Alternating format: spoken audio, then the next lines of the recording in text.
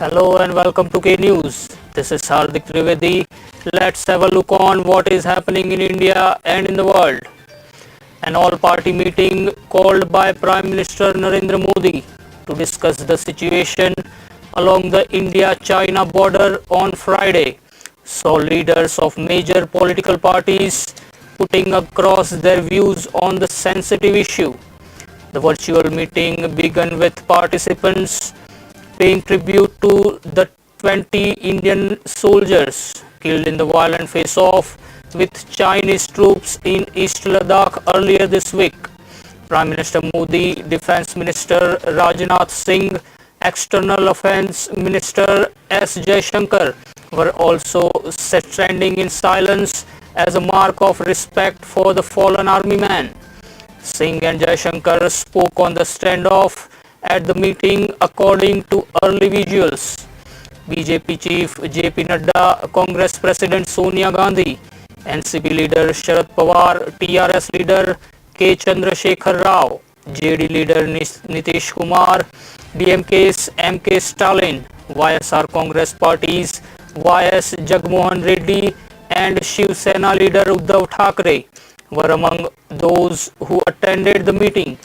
The government had invited presidents of major political parties for the meet. Opposition parties, including the Congress, have been asking the government to be transparent about the situation on the border and slammed its handling of the issue. Modi has asserted that the sacrifice of Indian soldiers will not go in vain.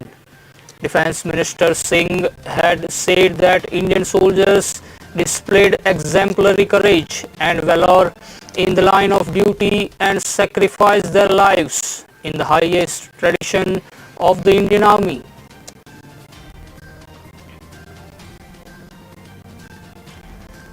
The Congress party won 2 of 3 Rajya Sabha seats up for voting in Rajasthan, while the BJP won the third in Binal election.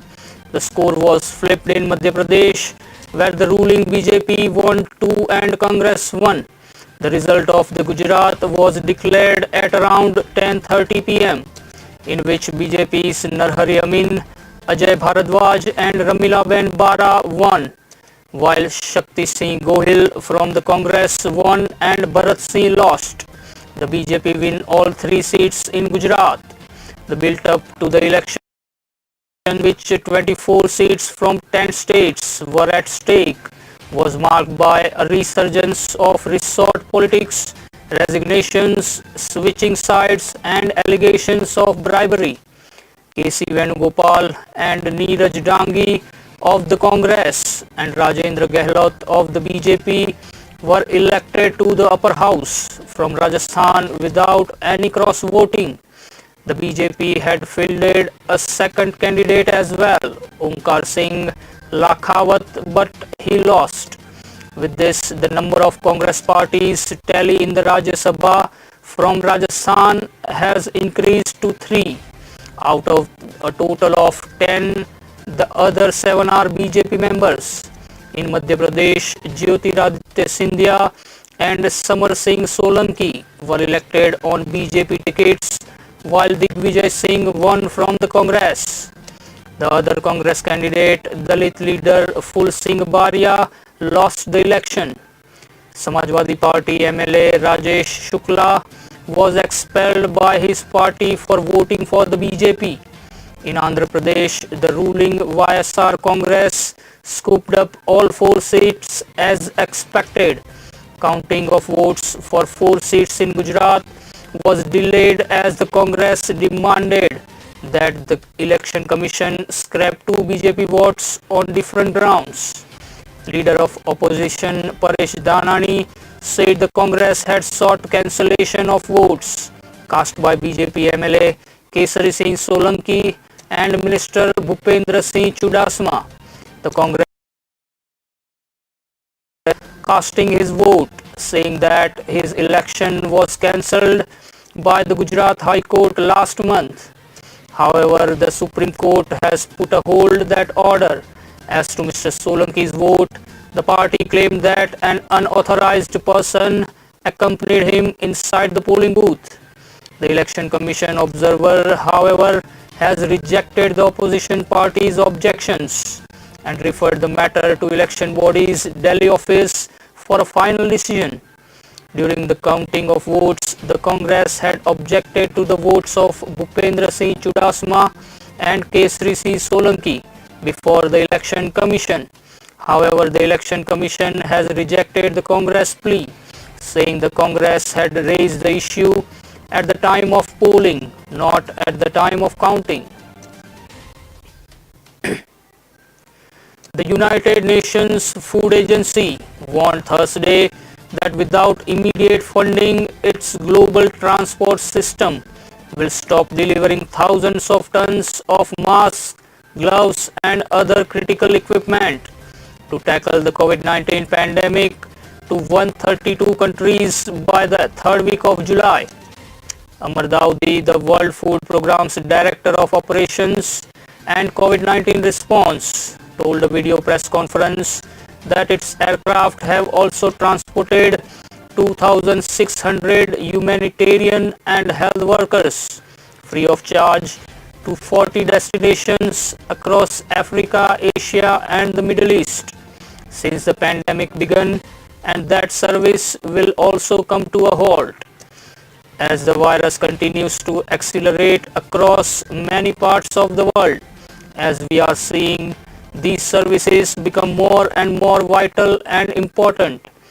To meet the demand, he said, the Rome-based WFP requested 965 millions to sustain its transport services through 2020. But so far it has received about 132 million, only 14%, even though the COVID-19 virus is not slowing down and the entire humanitarian and health community is relying on WFP's logistic services now more than ever. WFP services are expanding and demand is increasing. However, the funding is not. With the funding level, the WFP common services will come to a standstill by the third week of July.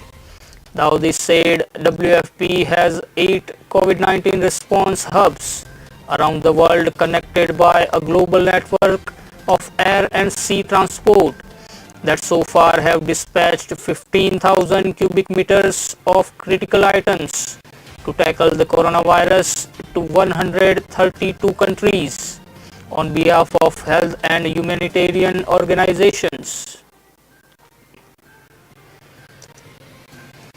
Tata Power on Friday said its wholly owned arm has bagged a contract to develop 100 megawatt solar project in Maharashtra. Tata Power Renewable Energy Limited has received a letter of award from Maharashtra State Electricity Distribution Company Limited to develop 100 megawatt solar project in Maharashtra. The energy will be supplied to MSCDCL under a power purchase agreement valid for a period of 25 years from scheduled commercial operation date. The project is required to be commissioned within 18 months from the date of execution of the PPA. With this award, the cumulative capacity of renewables will be 3,557 megawatts. Tata Power CEO and MD Praveer Sinha said the plant is expected to generate about 240 million units of energy per year and will annually offset approximately 242 million kilograms of CO2. Tata Power's renewable capacity will increase to 3,557 megawatts, out of which 206 to 2,637 megawatts is operational and 920 megawatts is under implementation. Shares of Tata Power were trading at rupees 43.65 apiece on BSE, up 1.75 from their previous close. 6 more militants were killed in two separate encounters with security forces in Pulwama and Shopian districts of Jammu and Kashmir, taking the number of ultras killed in the overnight operations to 8. While 2 militants were killed in the Pulwama encounter, 4 were killed in Shopian operation on Friday.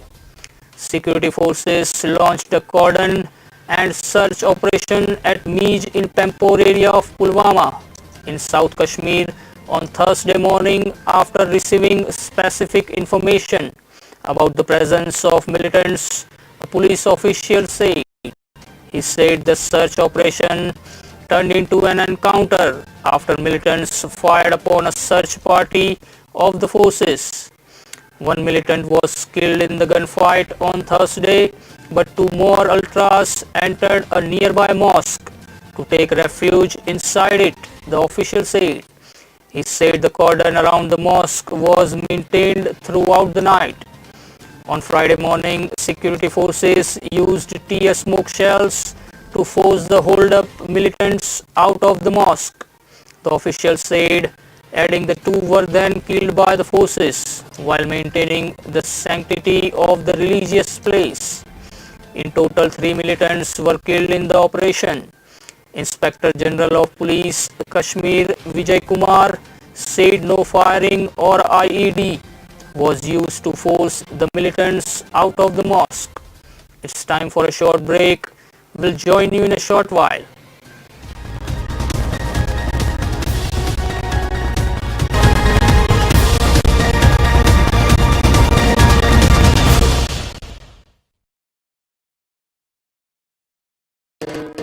వేసవి అవుతుంది fun with the cooler number one. ఇక చేసుకో more fun ఉంటే cooler number one. ఇక don't run from the sun ఉంటే Kelsa number one.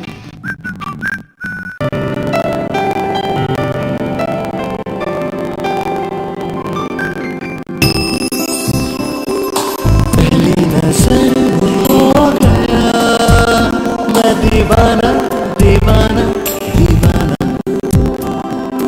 इतना सुंदर जैसे कोई सपना सुहाना दीवाना दीवाना खजानिया टाइम्स, जो देखे वो दीवाना।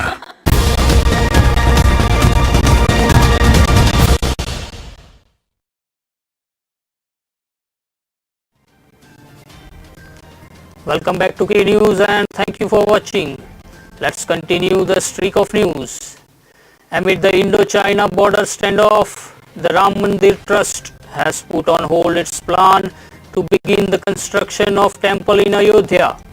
In an official communique, the trust said that the situation at the India-China border is serious and defending the country is most important. The decision comes days after a violent face-off between Indian and Chinese troops in the Galwan Valley in Ladakh left 20 Indian Army personnel dead. Expressing concern over the killing of Indian soldiers, the trust, which has been charged with the construction of the temple after the historic Supreme Court verdict last year, said a new date will be decided soon.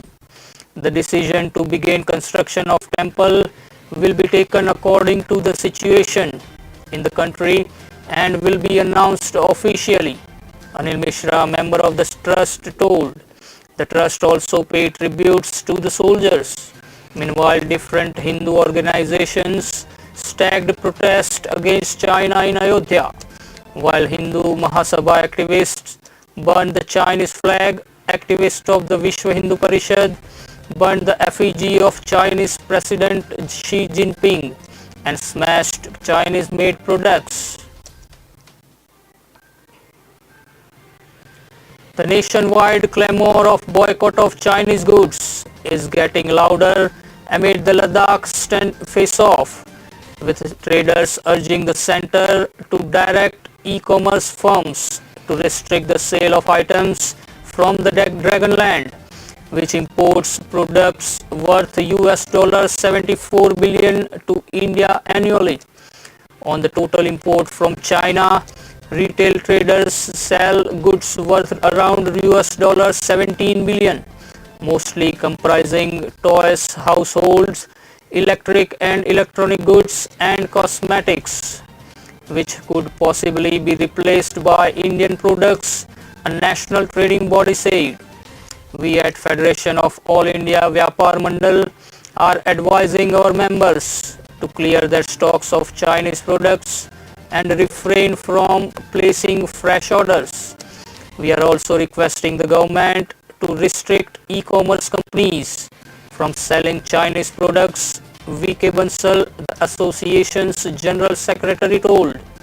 Sushil Poddar, the president of the Confederation of West Bengal Traders Association, said its members have been told to shun trading in Chinese goods as much as possible.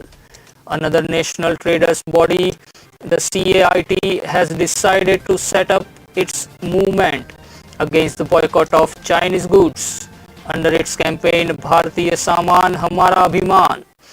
It released a list of over 450 broad categories of commodities comprising 3,000 Chinese products. CAIT has also written an open letter to several celebrities asking them to stop endorsing made in China products. Delhi Health Minister Satyendra Jain, who is in hospital for COVID-19 treatment, has been diagnosed with pneumonia and is being shifted to an ICU as his condition has deteriorated, senior official said on Friday. According to doctors treating him, the 55-year-old minister has now been kept full-time on oxygen support as his oxygen saturation level has dipped. We are also exploring if he can be shifted to a bigger private facility just in case his condition doesn't improve.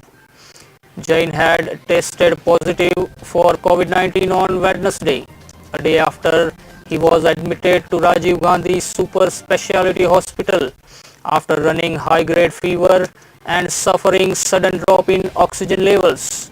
Sources in Delhi government had on Wednesday said people who interacted with him in the last couple of days would be quarantined as per the advice of doctors.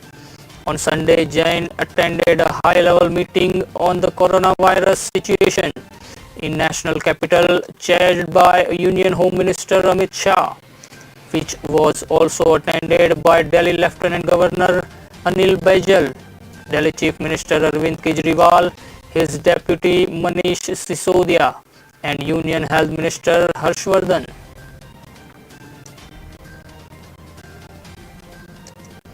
A mentally challenged man was beaten to death by people of a village after he allegedly injured a 7-year-old boy with a sickle, police said. The man has been identified as Israr, a resident of Imalia village in the district. Villagers of Dehra, where the boy lived, suspected him to be a thief, following which they beat him with sticks. Superintendent of Police Vinit Bhatnagar said. On getting information about the incident, police reached the spot and took Israr to the district hospital, where he died in the night. The body has been sent for post-mortem, the SP said. Billionaire Mukesh Ambani-led Reliance Industries shares surged as much as 8% to a new record high on Friday, after the company said it became net debt-free, months ahead of its target of March 2021.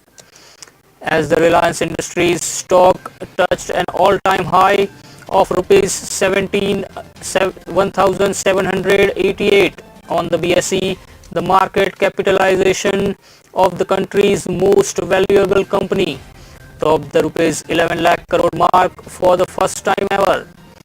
Reliance Industries shares shut shop with a gain of 6.23% higher at rupees 1,759, outperforming the benchmark S&P BSE Sensex index which climbed up 1.53%. Reliance Industries said it has raised more than rupees 1,68,000 crore in 58 days through stake sales in its digital arm, rupees 1.16 lakh crore, and a right issue over 53,000 crore. The group said it has become net debt-free with these investments. Its net debt has stood at rupees 1,61,000 crore as of March 31, 2020. With today's spike in the stock price, investors' wealth in Reliance Industries rose by rupees 84,000 crore in one day. Election strategist Prashant Kishore this morning took a swipe at the government, accusing it for misplaced priorities amid India-China border tensions, the fight against coronavirus and economic slowdown. Resolve of our leadership is for all to see, Prashant Kishore tweeted on a day voting is being held for 24 Rajya Sabha seats. Whether it's the preparation for state elections or making arrangements for Rajya Sabha seats, the efficiency of our system and resolve of our leadership is for all to see, wrote the 43-year-old poll strategist who was sacked from Bihar Chief Minister Nitish Kumar's JDU earlier this year. He had attacked his former boss on Sunday, who along with ally BJP has launched election campaign in Bihar where assembly polls are due later this year. Amid repeated calls by Prime Minister Narendra Modi to make India self-reliant as the country fights coronavirus, Prashant Kishore today used this slogan to criticize the government's handling of the multiple challenges that India currently facing. The Supreme Court today took note of the differences in COVID-19 testing charges in various states and asked the centre to fix an upper limit for the tests.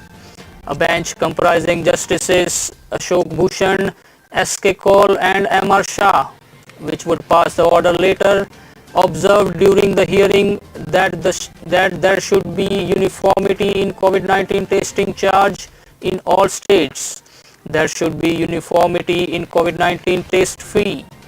In some states it is rupees 2,200 and in some it's 4,500, the court told the government. The bench indicated, however, that the court will not venture into the fixation of the charges which will be taken care of by the centre. Solicitor General Tushar Mehta, appearing for the centre, told the court that some states have been negotiating with various stakeholders to ensure that COVID testing charges are reduced. We should leave to states. Some states may be discussing even lower rates. The bench, however, turned down his request and said you fix upper limit, states will do rest. Last month, the ICMR, the government's nodal body in this health crisis, had lifted of rupees 4,500 per test after the prices of testing kits had dropped. The Apex Medical Research Body has also asked the state and UT administrations to fix up mutually agreeable prices to test samples with private labs. The commanding officer of the Chinese PLA battalion deployed in eastern Ladakh and his second in command died in the violent face-off between Chinese and Indian soldiers in the Galwan area of the eastern Ladakh on Monday. People familiar with the developments said on Friday. China has confirmed that the People's Liberation Army suffered casualties but has dodged repeated questions from international media about details of the clash. 20 Indian soldiers, including a colonel-ranked officer, were killed in the violent scrap, the first Indian casualties in a clash with the PLA in 45 years. This was the first clash of its kind on the line of actual control, because India has the capability and the will to stand up to an aggressive China, a top military commander told.